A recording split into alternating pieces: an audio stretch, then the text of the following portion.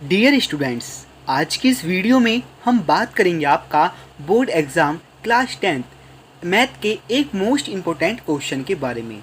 ये क्वेश्चन आपके एग्ज़ाम में हर साल पूछा जाता है।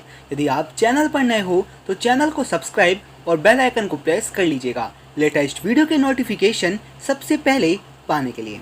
क्वेश्चन है आपका संख्याओं 867 और 225 का HCF ज्ञात करने के लिए यूक्लिड विभाजन प्रमेय का उपयोग कीजिए। यानी आपको दो संख्याएं दी गई हैं 867 और दूसरे आपको 225। आपको क्या करना है, आपको HCF निकालना है यूक्लिड विभाजन प्रमेय द्वारा।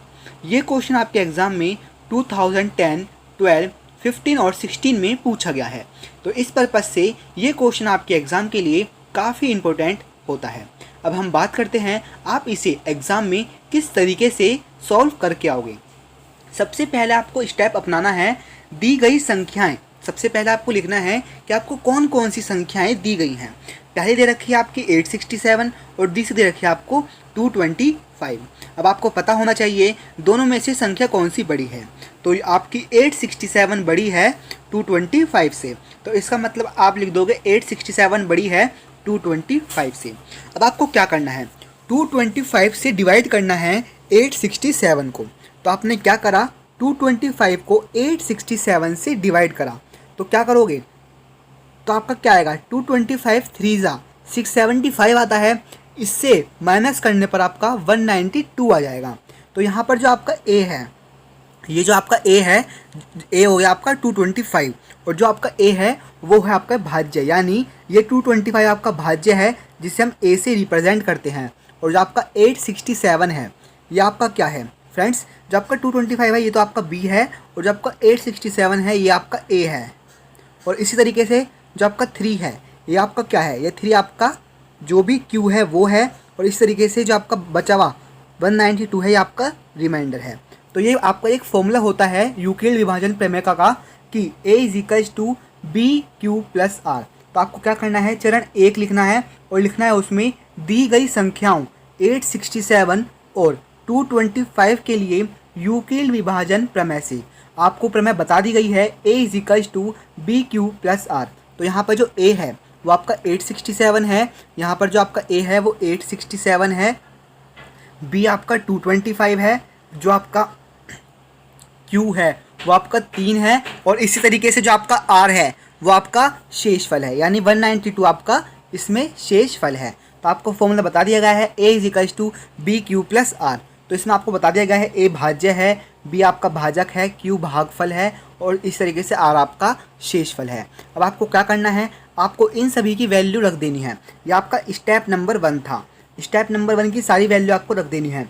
ए आपका 867 था तो आपने 867 रख दिया। इसी तरीके से आपकी जो बी की वैल्यू थी वो थी आपकी 225 × 3 यानी Q+R। यदि आप इन सबको प्लस मल्टीप्लाई प्लस करते हो तो आपकी जो वैल्यू है वो 867 आती है। तो आपका बिल्कुल आपने सही करा है। और शेषफल वो होगा आपका 0 के बराबर नहीं है। जब तक आपका 0 नहीं आएगा जब तक आपको ये सॉल्व करते जाना है। अब आपको क्या करना है, आपको स्टेप 2 अपनाना है। ये आपका स्टेप 2 है। स्टेप 2 पे हम क्या करते हैं, जो भी आपका शेषफल है वो आपका भागफल बन जाता है। और जो आपका इसमें क्या था, जो आपका इसमें भाज्य था वो आपका बन जाता है, वो इसमें आपका जो इसमें फ्रेंड्स आपका ये जो आपका 225 है, जो आपका 225 था यानी जो आपका भाजक था वो आपका भाज्य बन जाता है और जो आपका शेषफल था वो आपका भाजक बन जाता है। तो इसको आप क्या करना है, आप इसे किस तरीके से सॉल्व कर सकते हो। आपको दोबारा वही अपनाना है कि आपको देखना है कि कौन सी वैल्यू किससे डिवाइड हो सकती है। तो 192 बन जा क्या आएगा 192 और बचेगा आपका 33। तो आपको फिर से यूक्लिड प्रमेय लगानी है। तो चरण 2 में संख्याओं 225 और 192 के लिए ये आपकी 225 हो गई, ये आपकी 192 हो गई। तो आपको क्या करना है, इनमें यूक्लिड विभाजन प्रमेय लगा देनी है। आपको पता होना चाहिए 225 = 192 × 1 + 33 क्या आएगा आपका, यह आएगा 225 ही। तो ये शेषफल जो आपका है वो 0 के बराबर नहीं है। इसी तरीके से आपको क्या करना है, इस तरीके को आपको थर्ड स्टेप अपनाना है। ये आपका थर्ड स्टेप है। पहला ये था आपका फर्स्ट, ये था सेकंड, ये है आपका थर्ड। थर्ड स्टेप में हमने क्या करा, जो भी शेषफल था वो हमने यहाँ लिख दिया, यानी जो शेषफल था वो हमने भाजक बना दिया। जो आपका 192 था, यानी जो आपका पहले भाजक था आपने उसे क्या बना लिया, उसे आपने भाज्य बना लिया।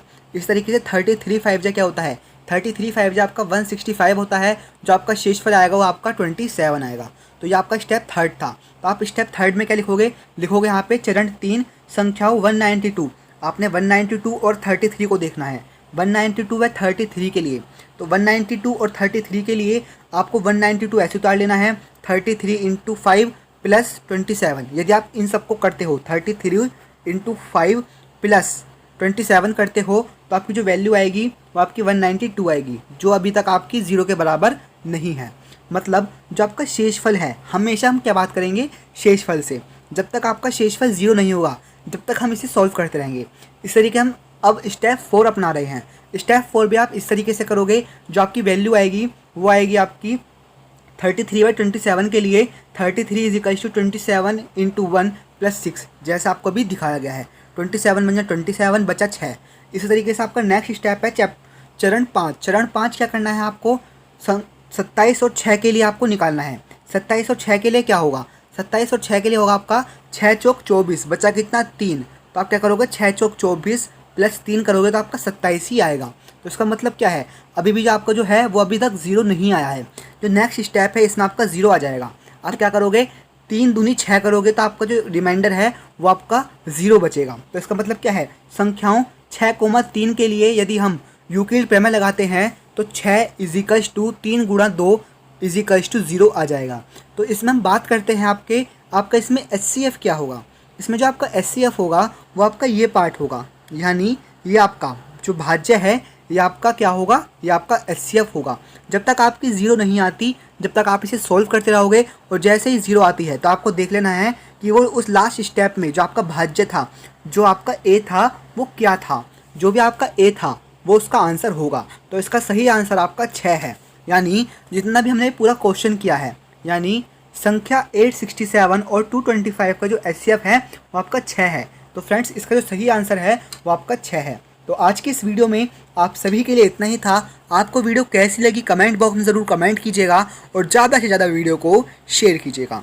जय हिंद, जय भारत।